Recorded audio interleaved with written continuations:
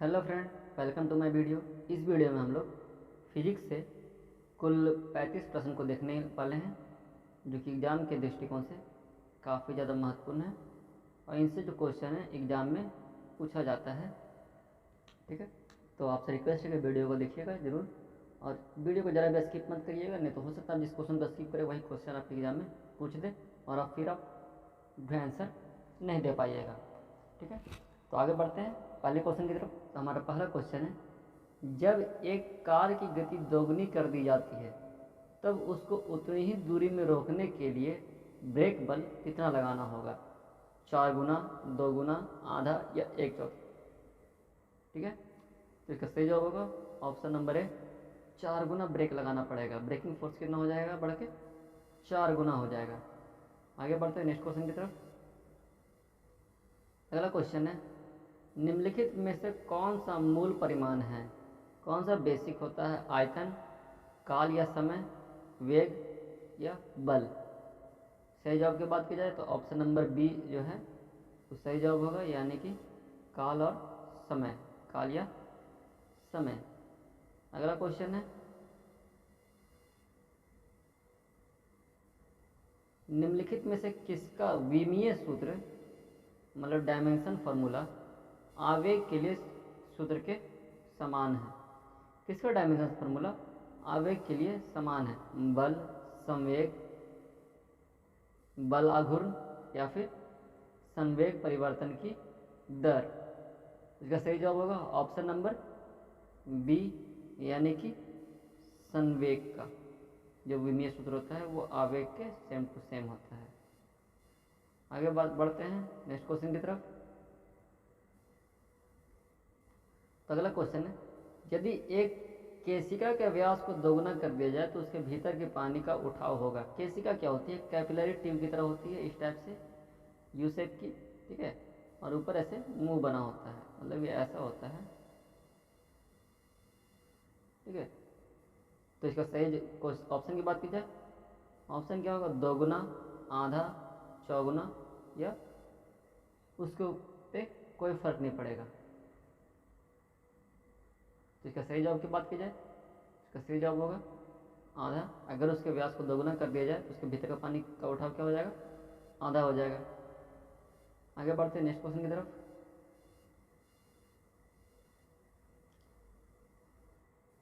जब एक धातु की अंगूठी या छल्ले को गर्म किया जाता है तब उसके छिद्र का क्या होता है? ये फैलता है, सिकुड़ता है, अपने व्यास के अनुसार फैलता सिकुड़ता है, या फिर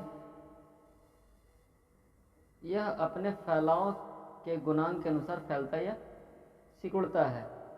तो सही जवाब की बात की जाए तो इसका सही जवाब होगा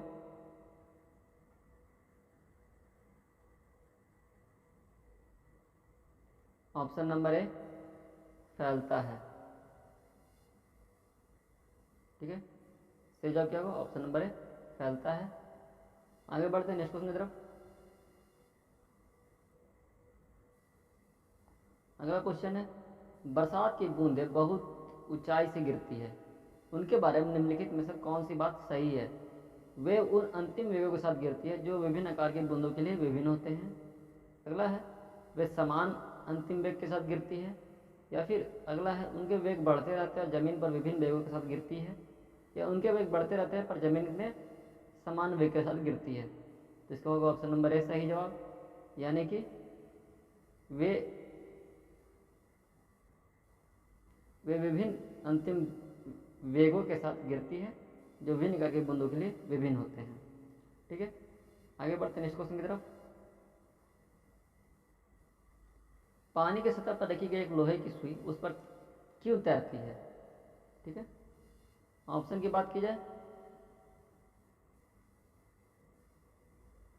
कि जब यह पानी के भीतर रखेगी तब यह अपने वजन से अधिक पानी का विस्थापन करेगी, गलत है। सुई की सघनता पानी की सघनता से कम होती है, यह भी गलत है। उसके पृष्ठीय तनाव कारण या उसका कार्य कारण? तो इसका सही जवाब होगा ऑप्शन नंबर सी, उसके पृष्ठीय तनाव के कारण। अगला क्वेश्चन है, कोई भी नाव डूब जाएगी यदि यह पानी हटाती है अपने आयतन के बराबर, भार के बराबर, पृष्ठभाग के बराबर या घनत्व के बराबर। ठीक है, इसका सही जवाब होगा ऑप्शन नंबर बी, भार के बराबर। अगला क्वेश्चन है, रॉकेट को अंतरिक्ष में छोड़ने के लिए न्यूनतम पलायन वेग की आवश्यकता होती है। कितना वेग चाहिए किसी भी रॉकेट को आसमान में छोड़ने के लिए, अंतरिक्ष में छोड़ने के लिए? 5 किलोमीटर पर सेकंड, 6 किलोमीटर पर सेकंड, 11 किलोमीटर पर सेकंड या 15 किलोमीटर पर सेकंड? इसका सही जवाब होगा 11 किलोमीटर पर सेकंड। ठीक है, अगर एक्चुअली पढ़िएगा तो 11.2 किलोमीटर पर सेकंड के हिसाब से अगर किसी चीज़ को फेंक दिया जाए तो सीधे अंतरिक्ष में चली जाएगी। अगला क्वेश्चन है,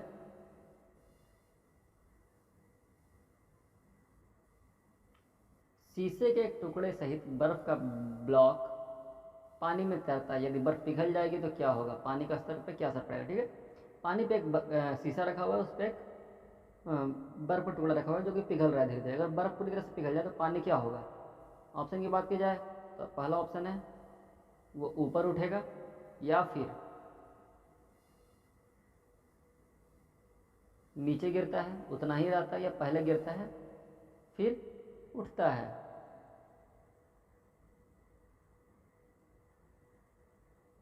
ठीक है, तो इसका सही जवाब होगा कि उतना ही रहेगा। ठीक है, अगर बर्फ पिघलता है, कभी कभी ऐसा क्वेश्चन पूछ सकता है कि अगर एक गिलास है जो पानी से पूरी तरह भरा हुआ है, उसके ऊपर एक बर्फ तैर रहा है, अगर बर्फ पूरी तरह से पिघल जाएगा तो क्या होगा?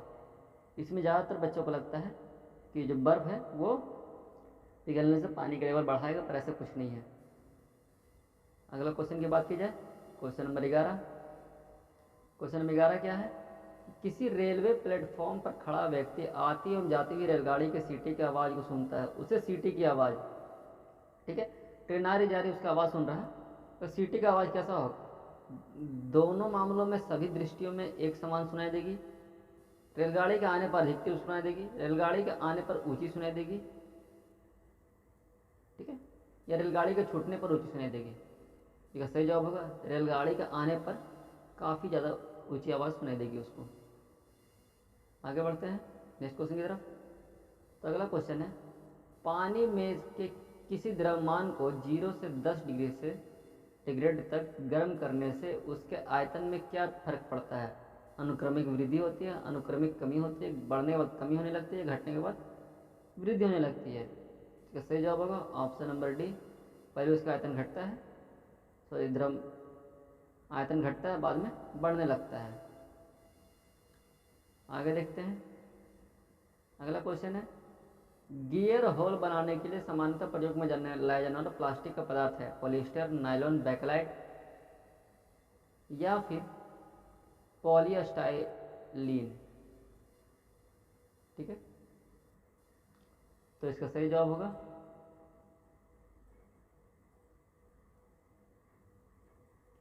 ऑप्शन नंबर बी, यानी कि नायलॉन जो है हमारा सही जवाब है।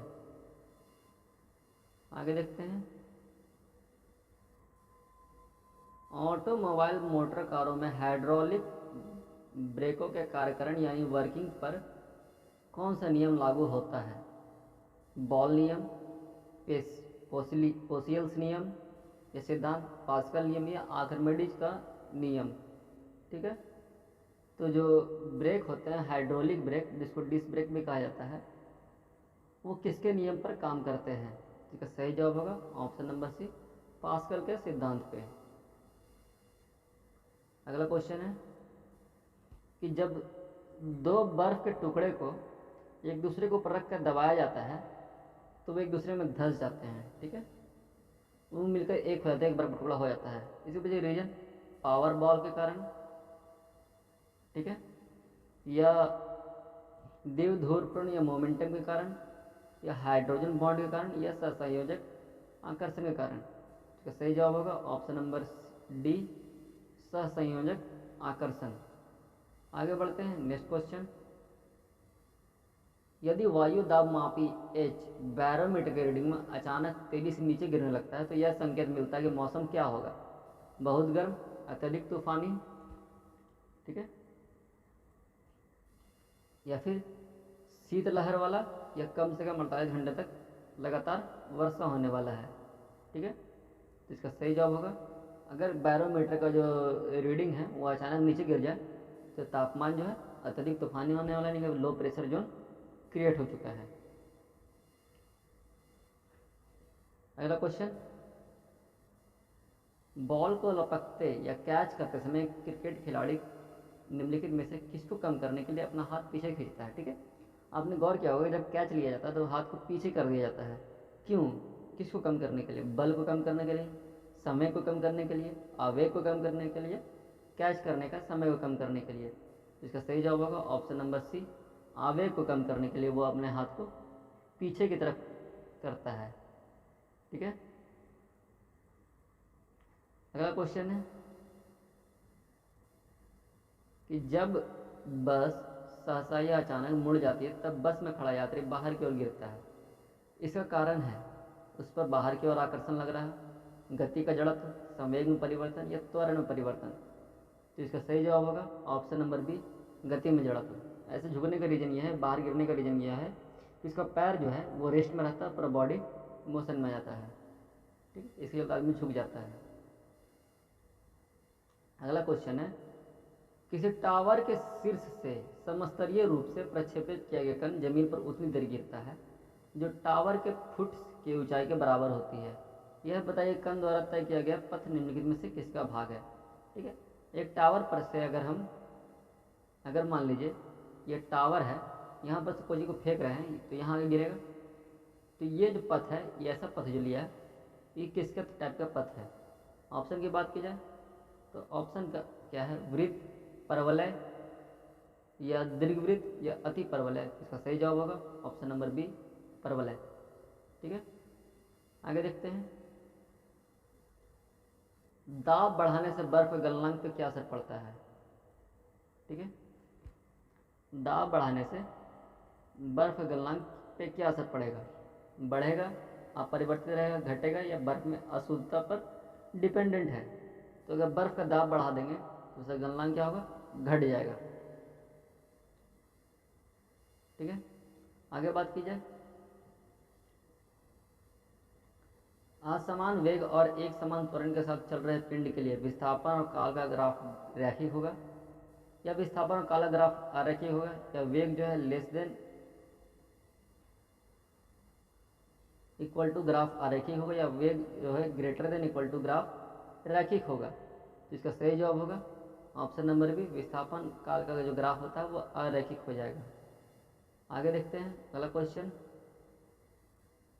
लैंप की बत्ती में तेल ऊपर चढ़ता है क्योंकि तेल बहुत हल्का है, बत्ती में से तेल का विसरण होता है, पृष्ठीय तनाव की परिघटना या कैस्की क्रिया की परिघटना। ठीक है, तो इसका सही जवाब होगा ऑप्शन नंबर डी, यानी कि कैस्की क्रिया की परिघटना के चलते लैंप में के बत्ती में तेल ऊपर की ओर चढ़ने लगता है। अगला क्वेश्चन की बात की जाए तो द्रव्यमान ऊर्जा का संबंध किसका निष्कर्ष है? क्वांटम सिद्धांत, सापेक्षता का सामान्य सिद्धांत, ऊर्जा का क्षेत्र सिद्धांत या सापेक्षता का विशिष्ट सिद्धांत? तो इसका सही जवाब होगा ऑप्शन नंबर बी, सापेक्षता का समान सिद्धांत। आगे देखते हैं नेक्स्ट क्वेश्चन की तरफ, निम्नलिखित में से कौन सा नियम इस कथन को वैध ठहराता है कि द्रव्य का न सृजन किया जा सकता है न ही विनाश? ठीक है, ऊर्जा संरक्षण का नियम, ले सातिल ए का नियम, द्रव्यमान संरक्षण का नियम या ऑप्शन नंबर डी, परासरण का नियम? तो इसका सही जवाब होगा ऑप्शन नंबर सी, द्रव्यमान संरक्षण का नियम ये बोलता है कि ना ही हम द्रव्यमान क्रिएट कर सकते हैं ना ही डिस्ट्रॉय कर सकते हैं। अगला क्वेश्चन है, पिक्नोमीटर, नाम क्या है यंत्र का? पिक्नोमीटर। इसका उपयोग किसको नापने के लिए किया जाता है? घनत्व को, सौर विकिरण की तीव्रता को, भूकंप की तीव्रता को या उच्च तापमान को? ठीक है, तो इसका सही जवाब होगा ऑप्शन नंबर ए, घनत्व को नापने के लिए इसका यूज किया जाता है। आगे बढ़ते हैं नेक्स्ट क्वेश्चन की तरफ। अगला क्वेश्चन है, तेल की बूंद पानी पर फैल जाती है क्योंकि तेल पानी से हल्का है, तेल का अधिक श्यान होता है, तेल पानी में नहीं घुलता, तेल का पृष्ठ पानी के से बहुत कम होता है। ठीक है, तो आपको ध्यान देना है तेल का जो पृष्ठ तनाव होता है वो पानी से बहुत कम होता है, इसलिए तेल जो है पानी पर तैरता है। आगे बात की जाएगा 28 नंबर क्वेश्चन की। तो अगला क्वेश्चन है, गुरुत्वाकर्षण नियम की परिभाषा किसने की थी? गुरुत्वाकर्षण को डिफाइन कौन किया था? न्यूटन, आर्किमिडीज, गैलीलियो या फैराडे? ठीक है, तो इसका सही जवाब होगा ऑप्शन नंबर ए, न्यूटन। आगे देखते हैं, अगला क्वेश्चन है, पवन की गति को मापने वाला उपकरण है? अल्टीमीटर, एनीमोमीटर, क्रोनोमीटर या डोजीमीटर? ठीक है, ठीक है, सही जवाब होगा ऑप्शन नंबर, सॉरी एक मिनट, पवन की गति को नापने वाले यंत्र को कहा जाता है एनीमोमीटर। आगे बढ़ते हैं नेक्स्ट क्वेश्चन की तरफ। यदि किसी स्थान के तापक्रम में सहसा वृद्धि हो तो अपेक्षित आर्द्रता क्या होती है? अगर किसी तापमान, जगह का तापमान सडनली इंक्रीज कर जाएगा तो आर्द्रता पे क्या फर्क पड़ेगा? ये बढ़ेगा, घटेगा, स्थिर रहेगा या घटते बढ़ते रहेगा? ठीक है, तो आर्द्रता जो होगी वो घट जाएगी, तापमान घटेगी, तापमान बढ़ेगा तो आर्द्रता घट जाएगी। आर्द्रता मतलब होता है ह्यूमिडिटी, या जिसको हम लोग नमी भी कहते हैं, जिसे कहा जाता है नमी, साधारण भाषा में कहा जाता है। तो टेम्परेचर बढ़ने पर क्या होता है कि वाटर वेपोराइज होने लगता है, तो आर्द्रता में कमी आ जाती है। तो फ्रेंड, आज की वीडियो में हम लोगों ने 30 क्वेश्चन देखा है। मिलेंगे आपसे नेक्स्ट वीडियो में, जिसमें हम लोग और 30 से 35 क्वेश्चन लेकर आएंगे। अगर आपको वीडियो अच्छा लगा है तो वीडियो को लाइक करिए, चैनल को सब्सक्राइब करिए। मिलते हैं नेक्स्ट वीडियो में, तब तक के लिए जय हिंद, जय भारत।